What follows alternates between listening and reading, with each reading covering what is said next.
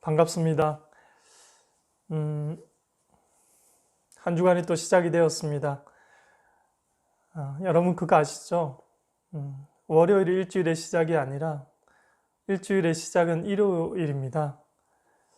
기독교에도 상당한 의미가 있는데요. 예수님이 죽고 3일 만에 부활하신 날이 일요일 아닙니까? 그 말은 즉슨 예수께서 우리에게 행하신 일의 그 기반 위에 우리 인생이 시작되어졌다라는 것입니다. 이것이 무엇을 의미합니까? 우리가 인생 살다가 실패해도 넘어져도 망하지 않는다라는 이야기입니다. 그런 성격의 우리의 새로운 삶이고 또 인생이다라는 이야기가 됩니다. 그렇기 때문에 이 한 주간도 은혜가 이유되는 그런 삶 사시기를 주의 이름으로 바랍니다. 설교 본문입니다.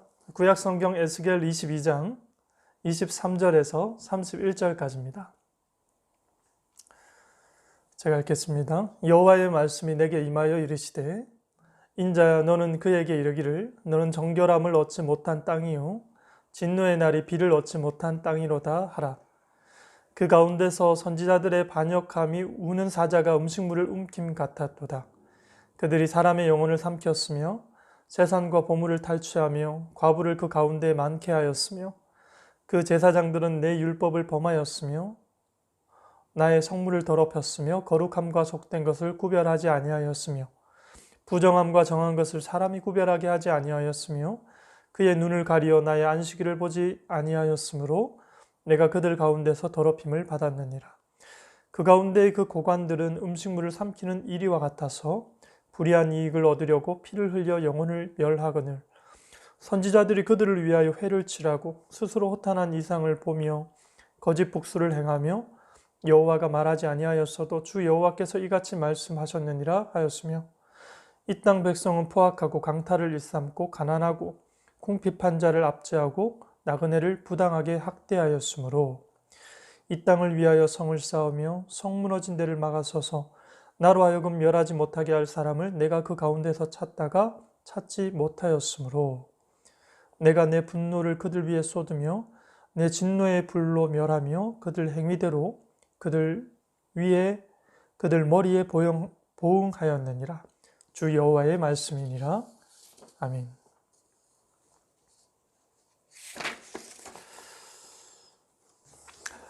완전한 사랑은 분열을 허용하지 않는다라는 그런 표현이 있습니다. 하나님께서 그런 분이시죠. 죄로 얼룩진 인류는 통째로 하나님의 급격한 원수가 되었습니다. 우리와 관계 회복을 위해서 하나님이 행하신 일은 가히 놀라웠습니다. 하나밖에 없는 아들을 십자가에 죽이신 분이 하나님이시고요.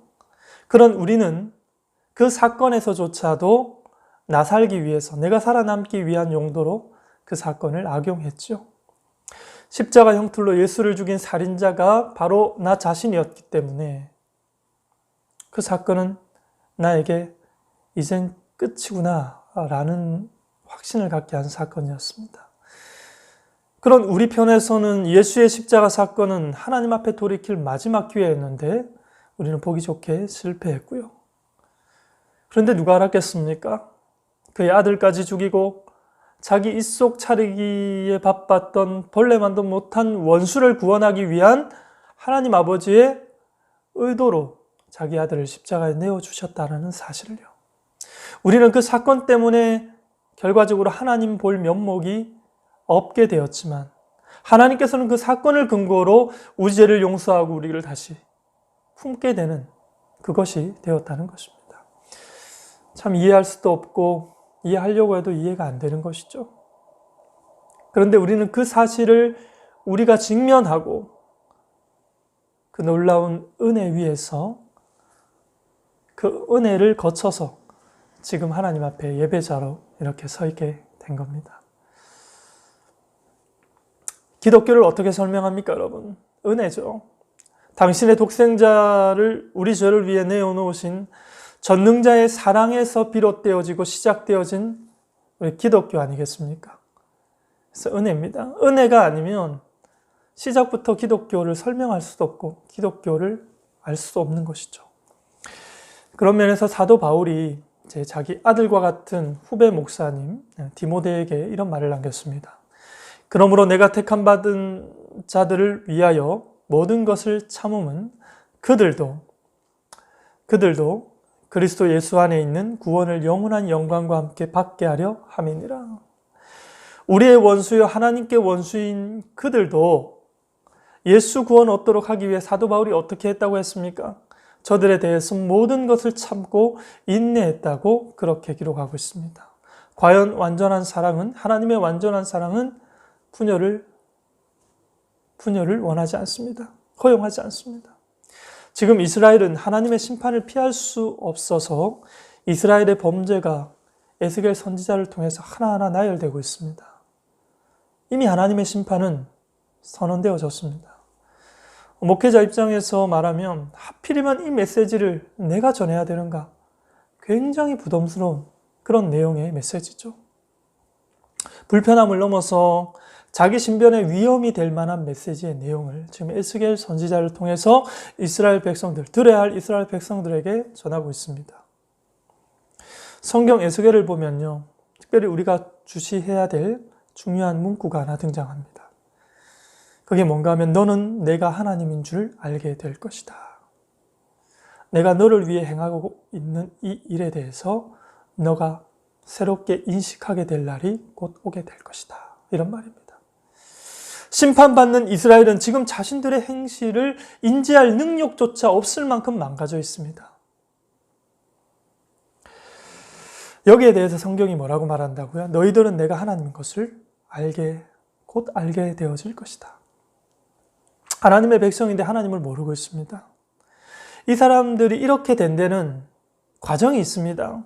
처음부터 그런 건 아니었고 서서히 하나님을 잃어버리게 되었습니다. 이런 종류의 죄악들은 서서히 이루어지는 것이기 때문에 자신들도 나중에 그것을 알게 됩니다. 내가 잘못 길을 들어섰구나.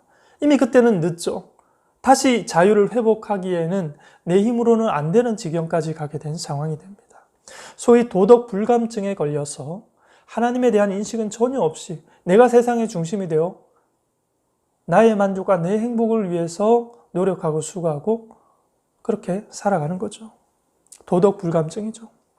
이런 죄를 짓게 되는 것은요, 궁극적인 이유는 하나입니다. 세상에 무서울 것이 하나도 없기 때문에 그렇습니다. 세상이 무서울 것이. 여러분, 우리가 힘들다고 해야 할 일을 포기하게 된다면 하나하나 이건 이래서 안 되고 저건 저래서 안 되고 하나하나 제쳐두기 시작하면 우리에게 남는 것이 무엇이 있겠습니까? 아무것도 없을 것입니다. 그런 면에서 오늘 본문 30절, 이 30절 말씀이 핵심 구절이 됩니다. 자, 읽겠습니다. 이 땅을 위하여 성을 쌓으며 성 무너진 데를 막아서서 나로 하여금 멸하지 못하게 할 사람을 내가 그 가운데서 찾다가 찾지 못하였으므로. 무슨 이야기입니까? 하나님의 마음에 합한 사람을 하나님이 지금 찾고 있는데 그 많은 백성들 가운데 하나님의 마음을 이해하고 하나님의 마음과 연결되어지는 한 사람을 찾을 수가 없는 상황입니다. 그래서 이 30절을 우리는 두 가지 측면에서 바라볼 수 있습니다. 첫째는요, 하나님의 마음에 합한 사람이 없다는 것은 이스라엘의 총체적인 타락을 보여주는 대목입니다. 이스라엘의 총체적인 타락입니다. 그래서 18절 말씀에 보면 내 이 분노의 불을 너희에게 불어서 너희를 완전히 다 녹여버리겠다. 이런 표현을 하나님이 하세요. 그러니까 이스라엘을 통째로 불타는 용광로 속에 다 넣어버리겠다. 이 말입니다. 이것은 우리가 보통 용광로 그러면 순수한 것을 이렇게 재련하는 긍정적인 의미를 우리가 생각하는데 여기서는 긍정적인 의미가 아닙니다.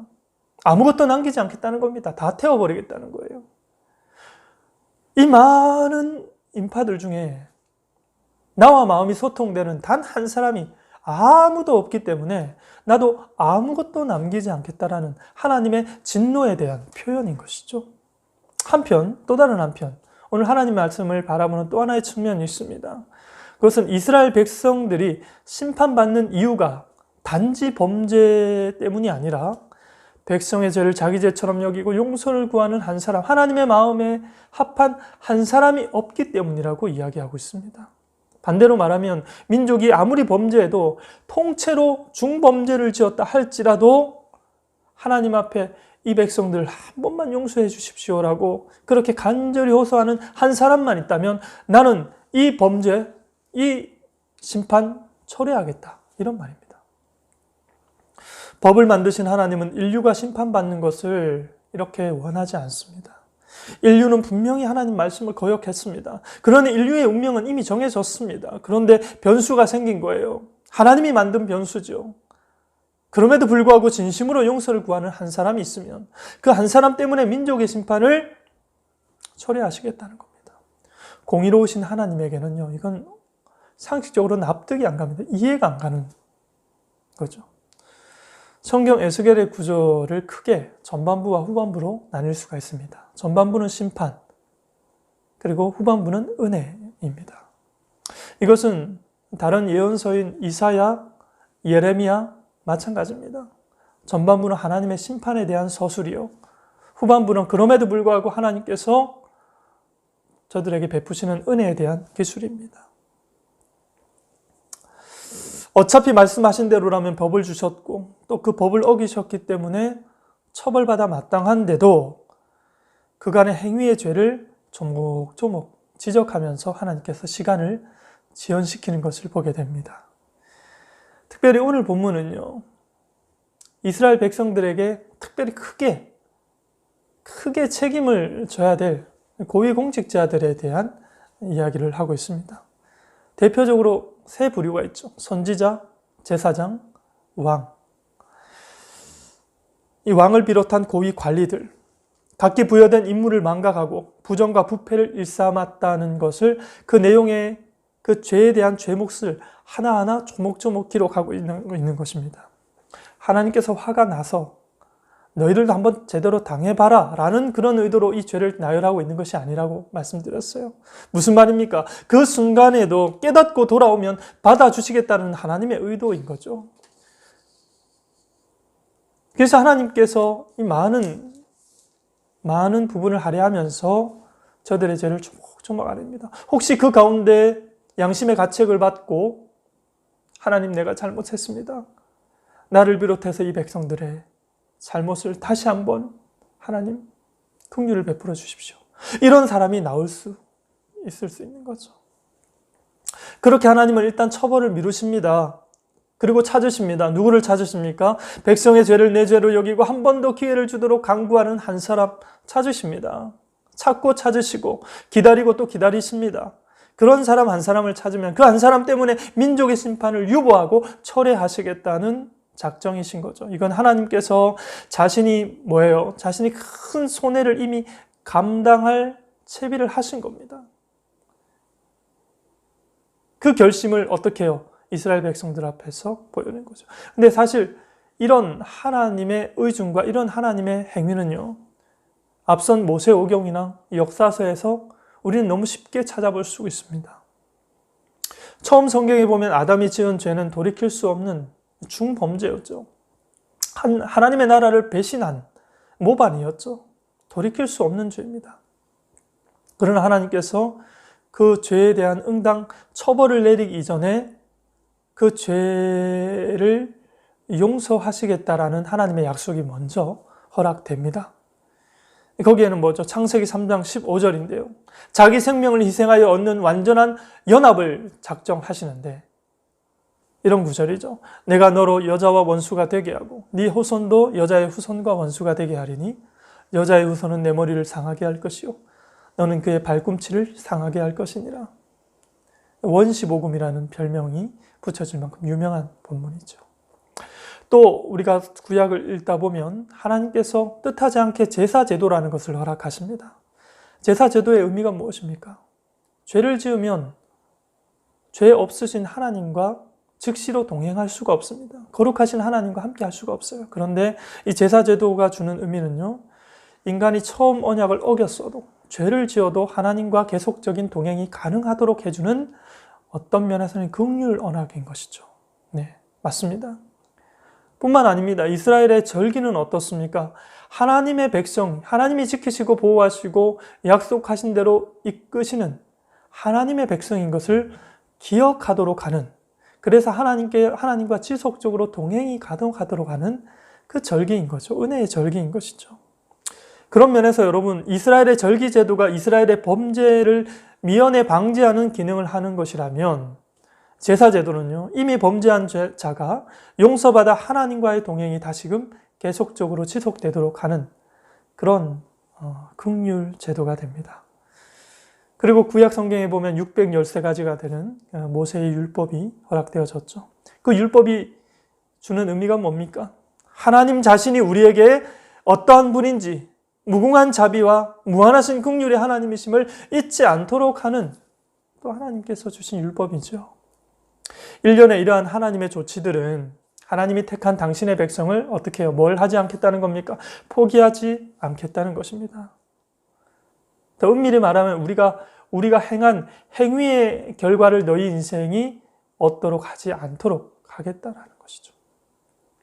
그런데도 우리가 아는 것처럼 구약의 이스라엘 백성들은 구약에서의 이스라엘 백성들의 역사의 결말이 어떻습니까? 어둠이죠. 실패로 끝이 납니다. 우리는 예수를 통해 영원한 생명을 우리 안에 소유하게 되었습니다.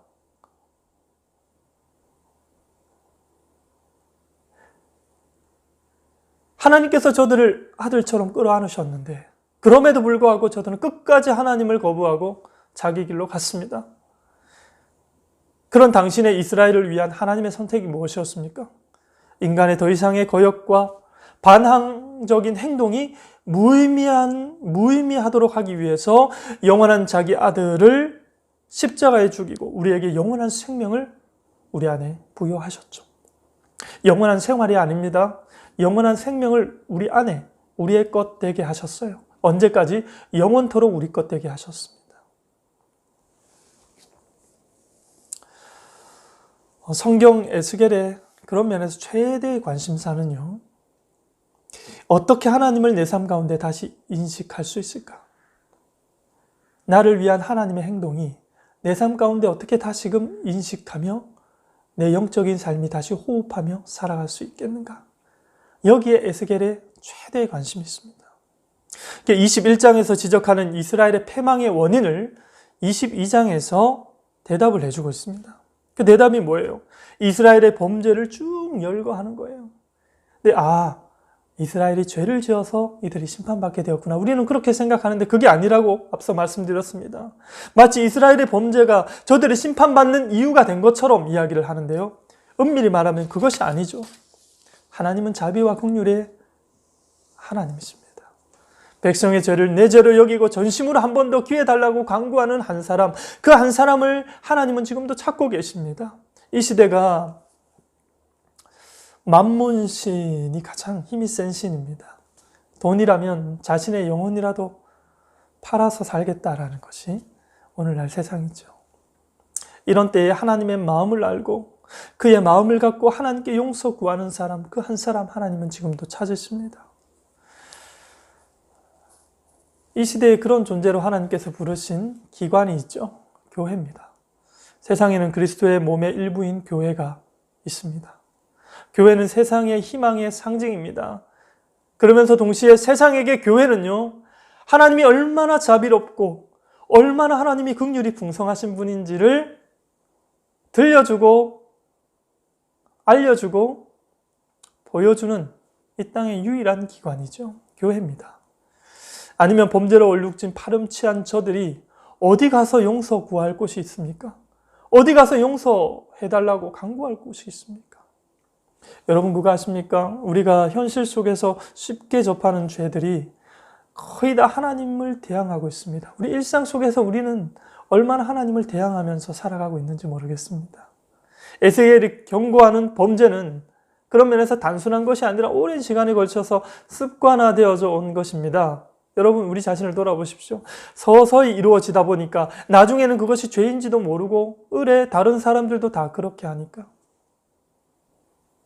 이를테면 보편죄라는 것이, 특별죄와 보편죄라는 것이 원래는 구분되어 있었는데 사람들의 주장으로 인해 특별한 죄가 보편적인 죄가 되어버렸습니다.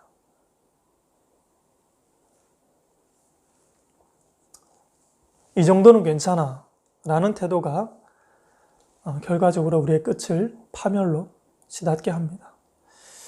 그걸 허용하면 안 됩니다. 이 정도는 괜찮아. 부모를 학대하는 것은 처음부터 부모를 학대할 마음을 가진 것은 아니었죠. 부모를 무시하는 생각과 행동으로부터 시작되었는데 그것을 제재하지 않았기 때문에 결국 부모를 학대하는 결과를 얻게 된 겁니다. 조그마한 원칙을 무시하는 것이 결국 발전해서 도덕적 불감증을 낳게 만들었습니다. 극악무도한 행위를 했음에도 불구하고 그게 뭐가 잘못이야? 그렇게 살아가는 세상이 되어버렸어요. 아들이 보험금 때문에 어머니를 죽이는 일도, 돈을 위해 서슴없이 아이를 유괴하고 죽여버리는 일도, 장애인만 골라서 성폭행을 일삼는 이런 일들도 자신의 일이 아니기 때문에, 그건 내 일이 아니기 때문에 거기에 대해서 분노하지 않는 사회를 하나님은 싫어하시고 하나님은 심판하십니다. 그래서 사실 하나님이 없는 곳에는 뭐가 없습니까? 하나님이 없으면요, 세상은 짐승입니다. 짐승들로 득실거리는 그런 곳이 되어버립니다. 그래서 하나님이 없는 곳에는 인간성이 없습니다. 여러분 기억하십시오. 하나님에 대한 인식이 없는 곳에는요, 짐승이 들끓습니다. 세상 두려울 것이 없기 때문에 짐승처럼 저주받은 인생으로 그냥 그렇게 살아가는 것입니다. 나름대로 도덕과 윤리를 지키면서 산다고 하지만 결정적인 상황에서는 책임지지 못할 나 중심적인 삶을 살아가는 것이죠. 세상 두려울 것이 없기 때문에 짓는 죄가 그러한 죄라면 여호와 경외하면서 살아가면 됩니다. 인생의 지혜요, 참된 현명함을 오늘 잠언서에서는 성경의 잠언은 우리에게 참된 지혜가 뭐라고 가르치고 있습니까? 세상보다 하나님을 경외하면서 살아가는 삶이야말로 후회하지 않는 참 지혜의 삶이다라고 가르치지 않습니까? 세상은 거짓의 아비인 사단이 총괄하고 있고 책임지고 있고 다스리고 있습니다. 그러나 여러분 그거 아십니까? 그런 사단을 비롯한 모든 세상 존재를 하나님이 다스리시고 섭리하고 계십니다. 희미하게 알고 계셨던 분들은 이 대목에서 우리는 다시 한번 분명하게 이 사실을 인지하시기 바랍니다. 여호와를 경외하며 산다는 것은 사실상 요즘처럼 힘든 때도 없습니다. 물론 예전에도 힘들었고 지금도 마찬가지입니다. 변화에 발맞추어 사는 것만으로 참 빠듯하고 바쁘고 힘이 듭니다. 그리고 열심히 살면 나도 성공할 수 있다라는 가능성이 현실적으로 점점 희박해지는 그런 시대를 우리가 살아가고 있습니다. 돈을 벌기 때문에 사람의 욕심이 끝없이 커지고 빈부의 격차는 점점 늘어나서 우리가 다시 시작할 수 있는 기회가 점점 줄어드는 이 불안한 시대를 우리가 살아가고 있습니다. 그리고 무엇보다 집에서는 아버지요, 사회에서는 지도자에 대한 어떤 신뢰가 완전히 무너져서 결정적일 때 우리가 실존적인 도움을 받을 수 있는 어른을 찾아보기 어렵습니다. 그래서 어렵습니다. 소위 옳고 그름을 우리 스스로 찾고 우리가 우리 마음을 지켜가면서 현실을 살아내야 합니다. 힘겹습니다. 그래서 더 어렵습니다. 이전보다 살기가 더 힘들고 신자는 신자답게 사는 것이 더 힘들어졌습니다. 여러분 그렇다고 어떻게 합니까? 그렇다고 포기합니까? 하나님이 우리를 포기하지 않으십니다. 그렇기 때문에 우리도 포기하면 안 됩니다. 우리는 섬기는 교회조차도 메마르고 건조한 시대를 살아가고 있습니다. 그 이유가 여럿 있겠지만 그 이유와 함께 우리가 어떤 대안을 한번 생각을 해보기를 원합니다. 먼저는 세상이 이렇게 건조할 수밖에 없는 이유 중에 하나는 우리가 성경 중심적으로 살아간다고 하고 성경을 많이 암송하고 또 말씀을 더 가까이 하는 그런 운동이 곳곳에서 일어나고 있습니다. 그러나 성경 중심적으로 살되 성령의 음성을 배제한 성경 중심적인 삶을 살기 때문에 우리의 일상이 건조하다는 겁니다. 공생의 기간에 예수님이 가장 큰 분노를 표출한 대상이 누구였습니까? 성경 박사들이었습니다. 예수께서 가장 격렬한 논쟁을 벌이셨던 대상이 누구였습니까? 서기관과 바리새인 같은 성경에 능통한 사람들이었죠. 이들은 한마디로 1세기 당시에 성경 문구에 정통한 사람들이었고 했지만 결국 저들이 비난받아 마땅한 이유가 무엇이었습니까? 하나님의 음성을 듣는 일에는 소홀히 했습니다. 저들은 성경에 대해 폭넓고 철저한 지식을 갖고 있었고 성경을 경외했고 암송도 했습니다. 성경을 사용해서 삶의 구석구석 자신의 삶을 규제하면서 성경이 반영되어진 삶을 살기 위해 노력하고 수고했습니다. 그런데 왜 예수님은 저들을 통렬하게 비판하셨습니까? 그들은 말씀을 연구하기만 했지 귀 기울여 주의 음성을 듣는 일을 하지 않았습니다. 성경을 이런저런 용도로 사용할 책 정도로 여겼지 하나님의 음성을 듣는 도구로 여기지 않았습니다. 이거는 본질적으로 차이가 있습니다. 그런 저들은요, 과거 유산이나 전통에 지어진 성경 중심적이었습니다. 저들은 성경을 듣고 믿어서 따라서 사는 그 사랑의 행동으로부터 철저하게 분리된 자들이었고 분리된 삶을 살았습니다. 죽은 삶을 산 것이죠. 뭐가 빠진 겁니까? 역사와 논리는 있는데 신비가 빠졌습니다. 신비. 제가 좋아하는 신비. 기독교의 본질은 신비입니다. 성경은 역사죠. 시간적으로는 과거입니다. 믿어지지 않는 역사적 기록들도 있죠. 그보다 더 믿기 힘든 신비에 해당되는 요소가 뭡니까? 2000년 전에 내 죄를 위해서 돌아가신 예수 그리스도의 십자가의 은혜가 지금 나에게 믿어져서 내 삶의 가치관이 완전히 바뀌어져 버렸다는 이 사실. 이건 정말 신화가 아니라 신비입니다. 신비.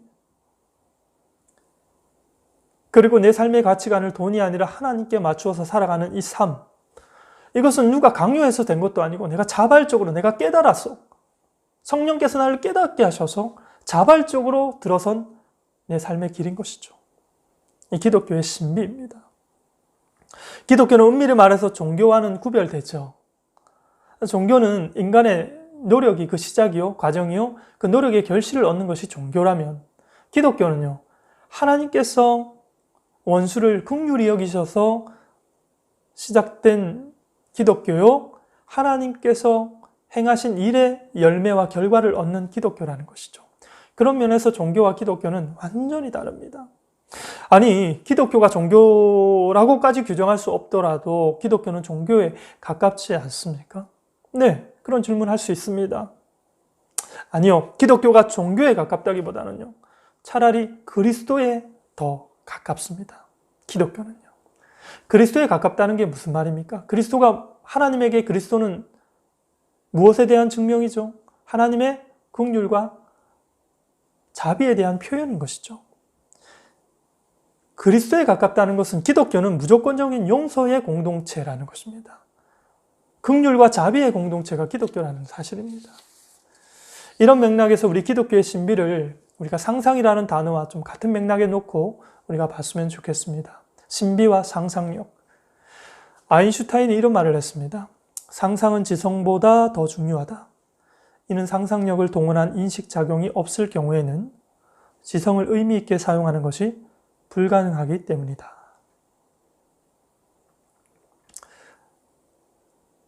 아무리 고품격의 지식을 갖고 있더라도 내일 되어질 일들을 다 알고 있다 하더라도 상상력이 그 지식을 옳은 길로 인도한다는 것이죠. 기독교의 신비를 상상으로 표현해서 우리의 삶의 경험이 하나님을 이롭게 하는 방향대로 사용되려면 결국 상상, 이 신비가 필요하다는 것입니다.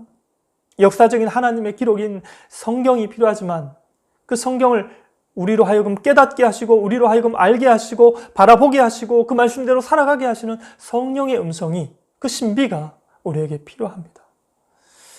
시인이었죠. 아치볼트 맥래쉬라는 사람의 표현입니다. 무엇이든 우리를 쳐다보게 할 수는 있어도 오직 예술만이 우리로 하여금 알아보게 할 수 있다.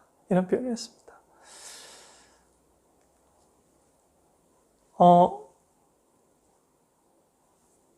우리를 쳐다보게 할 수 있는 세상의 화려한 것들은 너무너무 많습니다. 그러나 그것이 과연 어떤 의미이고 그것이 무엇을 의미하는지를 알아보게 하는 일은 오직 예술만이 가능하다. 이런 표현이죠. 상상, 예술, 기독교에서 말하는 신비. 우리가 같은 맥락으로 놓고 보자면 성령께서는 우리가 성경을 쳐다보게 할 뿐만 아니라 우리로 하여금 하나님의 말씀을 알아보게 하죠. 깨닫게 합니다. 이처럼 성경과 성령을 하나로 묶으면 모든 것이 완전해집니다. 성경과 성령의 역할을 하나로 묶으면 천하무적이 되는 것이죠.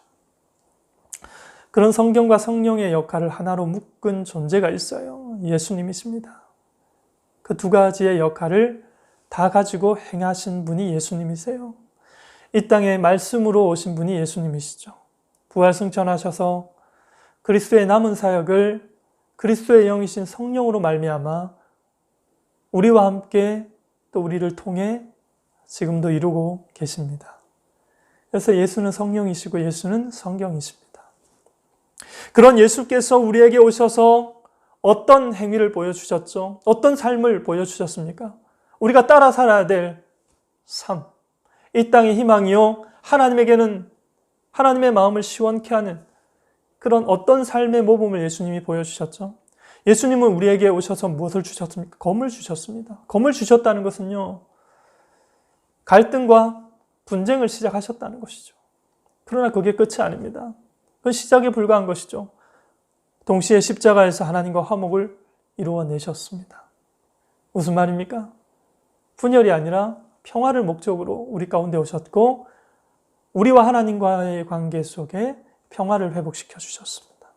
예수님은 지체 높은 바리새인 막강한 사두개인 앞에서 자신의 영광스러운 호칭을 과감하게 표현하고 드러냈습니다. 그럼과 동시에 그의 일상은 당시의 천한 생활 방식을 가졌습니다. 너무 다르죠. 그분은 왕처럼 말을 했습니다. 그러나 노예처럼 행동을 했습니다. 과연 공생의 기간에도 예수님은 창백한 갈릴리인 중에 한 사람으로 사셨던 적이 없습니다. 남에게 좌지우지되지 않고 사람 눈치 보지 않고 오직 저 높이 계신 맹렬한 분으로서 공생의 삶을 사역을 해나가셨습니다. 그런 예수께서 이 땅에 오신 이유가 무엇입니까? 우리에게 뭘 주시기 위해 오셨다고요? 불을 주시기 위해 오셨습니다. 이미 꺼져버린 지 한참 되어진 하나님에 대한 인식과 이해가 완전히 바닥을 치고 있는 우리들에게 다시금 불 지피시기 위해서 불을 주시기 위해 우리 가운데 오셨습니다. 그러니 우리의 삶의 열심과 고단함에 묻혀서 거룩한 상상력, 기독교의 신비요, 거룩의 장엄함을 잃어버리지 마시기 바랍니다. 다시 회복하시기 바랍니다. 저는 상상력을 참 좋아합니다. 제가 표현하는 걸 봤을 때는 되게 평범해 보이지만 최근에 상상력에 대한 연구도 참 많이 할 시간들을 갖게 되었습니다. 상상력은요, 본질입니다. 무엇에 대한 본질입니까? 상상력이 진리는 아닙니다. 그러나 진리를 설명하는 설명의 도구로서는 이 상상력은 본질입니다. 기독교의 신비를 우리가 어떻게 표현할 수 있습니까? 우리는 죄인이지만 예수의 생명을 가진 사람들입니다. 영원한 예수의 생명을 영원토록 갖게 되었습니다. 믿음의 삶을 선택합시다. 믿음의 삶을 꾸려나갑시다. 그러므로 잠든 자를 깨우는 세상의 희망의 위치에 우리가 늘 있도록 그렇게 훈련해 나아갑시다. 하나님은 우리 편이십니다.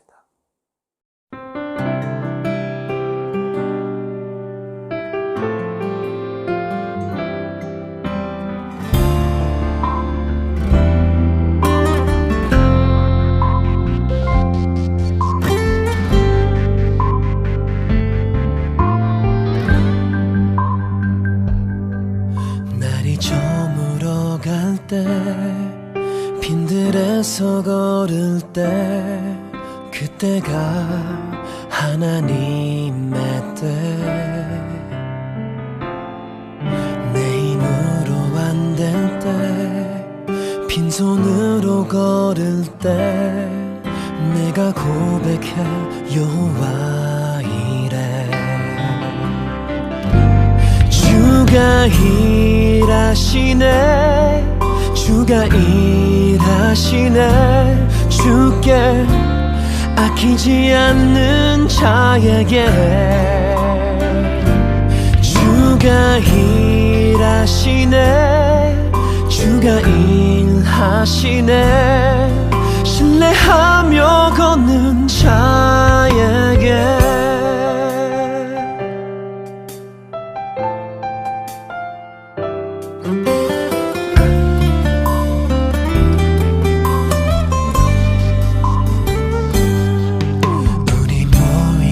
이곳에 주님 함께 계시네. 누리네 아버지 은혜. 적은 떡과 물고기 내 모든 걸 드릴 때 모두 고백해 여호와 이래. 주가 일하시네. 주가 일하시네. 주께 아끼지 않는 자에게 주가 일하시네. 주가 일하시네. 신뢰하며 걷는 자에게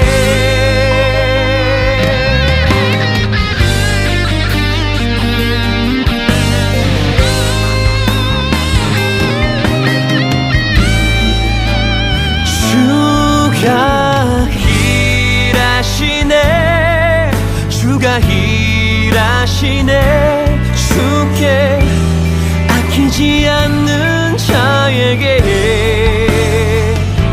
주가 일하시네.